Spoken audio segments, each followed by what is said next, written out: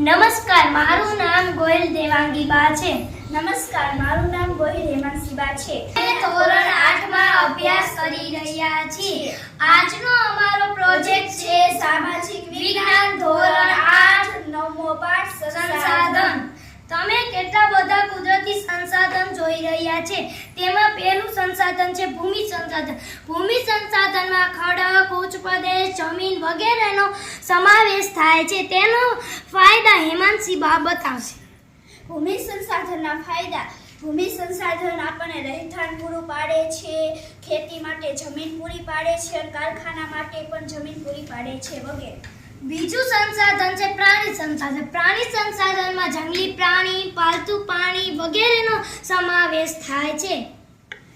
પ્રાણી સંસાધનના ફાયદા. પ્રાણી આપણને તેમના ચામડા મેળવીએ છીએ, તેના હાડકાં મેળવીએ છીએ, તેની રૂવાટી મેળવીએ છીએ અને દાંત પણ મેળવીએ છીએ વગેરે.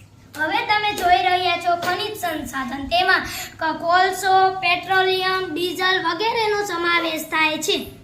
આપણે આ ખનિજ સંસાધનનો ઇંધણ તરીકે ઉપયોગ કરીએ છીએ, પેટ્રોલિયમનો વાહનમાં ઉપયોગ કરીએ છીએ વગેરે. હવે તમે પર્વત સંસાધન જોઈ રહ્યા છો. પર્વત સંસાધનના ફાયદા. પર્વતમાંથી આપણે ખનિજ મેળવીએ છીએ, તે ફિલ્મો માટે ઉપયોગી છે અને તે ફરવાલાયક સ્થળ પણ છે વગેરે. હવે તમે વૃક્ષ સંસાધન જોઈ રહ્યા છો. વૃક્ષ આપણને ઘણી રીતે ફાયદા આપે છે. વૃક્ષમાં વૃક્ષ, છોડ, સૂક, વેલા વગેરેના પ્રકાર આવે છે. વૃક્ષ આપણને ઓક્સિજન આપે છે. વૃક્ષ આપણને ફળ, ખોરાક આપે છે, ઓક્સિજન આપે છે વગેરે. હવે આ જળ સંસાધન છે. જળ સંસાધનમાં કેટલા પ્રકારો આવે છે?